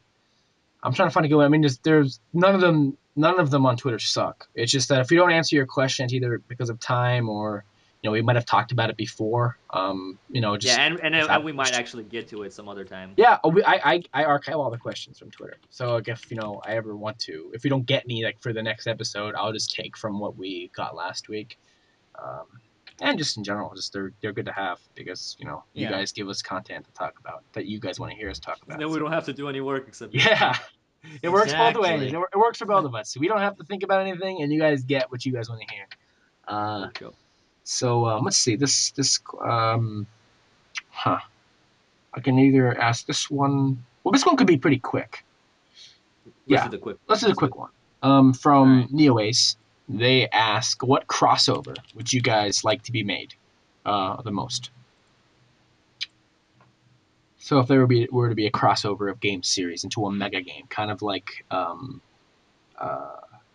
Project Cross Zone, or whatever the hell it was called for 3DS, or like all these Capcom and other characters are in one big game, or kind of like Shonen J thing, or whatever that's happening. Yeah. With all the Shonen Jump characters. Yeah, like Smash Brothers. That's another obvious one I should be bringing up. Like Smash, like something like that. So like, what would you guys like to see? That's a pretty tough one because I have like so much series going through my head right now. A series of games. I'm not a big fan of like crossover games, to be honest. Not too much. I don't know. They just don't. I don't know. I just don't care for them, so I don't really have an answer for that. Just a fun question, Ryan. Just a fun question. Wait, you don't like Smash Brothers? It's okay. Fun party game. It's a fun game overall, man. It's Smash Brothers. How dare you? It's a fun party game. Ryan, God damn it! Honestly, the competitive. We have a fan on Twitter who asked us a fun question. Hey guys, just for fun, what crossover would you guys like to see? And here comes fucking uppity ass Ryan. Oh, look at me! Yeah. I killed a bear in the woods this week. I can't answer. What? Okay. God damn it, Ryan! That's a good answer. That's a great answer for a crossover game. I think that's more than he was expecting. That was more entertaining than he was expecting from that question. I would like to see in my crossover game Call of Duty Battlefield. What? Call of Duty Battlefield? Oh, dude, that would be a war. People would kill each other. Can you imagine the community? How toxic that would be too? Double toxic. Soldiers shooting each other. Would they release a game every half a year? Yeah, right. I wouldn't mind seeing some kind of Pokemon and Zelda mashup. I don't know. I think it'd be rad. That's so weird. Weird mashup. You want to walk down Hyrule and see a Pokemon walking around? Yeah, hey dog. They're already technically mashing up Dynasty Warriors, and they are. That's kind of cool, actually. I'm one of those people that are looking forward to that, actually. Me too. It looks really cool. I love those games. I'd be the first to. I'm trying to think of platformers. Like I can't think of exactly what, but I want a mashup of a platformer. That doesn't happen too often. Guacamelee and Shank. Wario. A Mexican Land 3. Wario Land 3 with Guacamelee. I think that's it. That's our final answer. Yep, I think that would be awesome. So that was a quick one. Yeah. Do you guys want one more, or should we just ride off into I the think we should just wrap it up. This is enough. Okay. How long have we been going for so far? 1 hour and 36 minutes. Great. Good yeah, time. sounds good to me. Hey, this is Olympic time. But I just want to say that my stomach is killing me now after this pizza. What did you do? When it hit the ground, what happened? Did like a bunch of bugs crawl into it? No, I haven't eaten that slice yet. I'm leaving that for like tomorrow morning. I'm gonna take it to lunch. You're gonna risk that for tomorrow morning? Dude, I'm gonna wrap it up in some foil, put it in the fridge. All right. And eat cold pizza tomorrow for like snack time before work or around work. Hell yeah. I'll give this one to my brother. I won't tell him that it fell on the floor. Hey, this there you the go. toilet. That's what you do. Yeah. That's it. Yeah. That's it. Thank you for listening, everybody. This has been episode 2 of the Permadeath podcast. Leave a comment down below, or if you're listening on an external device, talk to the person next to you about what you've just heard. We would like to see you next week for episode 3. Even if he doesn't know what's going on. Yeah, just you were listening with headphones on a bus or something. Pull a stranger next to you and ask him what his favorite crossover would be. And follow us on Twitter at PermaPodcast. All of our information will be in the description down below if you are listening on YouTube, or you can just find this information somewhere else. So Abby should be back with us next time. If Abby's not back next time, then I don't have anything funny to say. Because that's not funny, man. It's kind of You know what? You're gonna insult my jokes while we're recording. It's okay, but you don't have to do it in such a way. Without any emotion, you gotta put some emotion in the insults. You have to at least put on a show, because otherwise it just looks like you're trying to call me out for a fight, and I am so calling you out because you're just becomes kind of uncomfortable for everyone listening. What is actually happening, behind the scenes at Permadeath, or, and I think to have that kind of controversy, in the you're beginning, punching a wall right now. That's what you're doing. In the beginning of the show's run, it's just kind of unhealthy and toxic. It's like, fear, kind of uncalled for. I hear fear. I hear this voice. Thing, they listen to it. They want to have a good time and go on the subway. They want to go to work. Yeah, some even ask fun questions. They want to listen to the podcast, and they have to listen to a man belittle another man. Because you can't make a joke on time. While another man just sits there. It's just on the sidelines laughing at you. If you're there, it's just disgusting. It's also your fault. You're also responsible. And I mean, okay. When I wake up in the morning, that's not what I want to hear. It's certainly not what I want to be involved in. And when it happens, it's kind of like, what happened? I was born a free American, and this is what happens. Dude. I wonder who is actually still listening at this point. Everyone is still listening at this point. I would hope everyone is, because this is me exposing you two as instigators. How's this exposing us two? How am I in this? This is exposing both of you guys as instigators and derelicts in the world of online entertainment, and I think that the long. I know what you said about Candy Crush Saga, but secretly on your secret Twitter account, I saw you supporting that. So the longer that you try to make it look like I'm supporting King is just another facet in the machine that is making you look bad right now. That's what I'm doing, and I know, Ryan, I know you've had a lot of bad things to say about me behind the scenes to everybody over at Maker Studios, and I just wanted to say. Maker Studio. Thanks for listening, everybody. Yeah, take this episode with a drop of salt. No, don't. Yeah, the drop. Pour that also salt all follow our over. links below. Goodbye, everybody.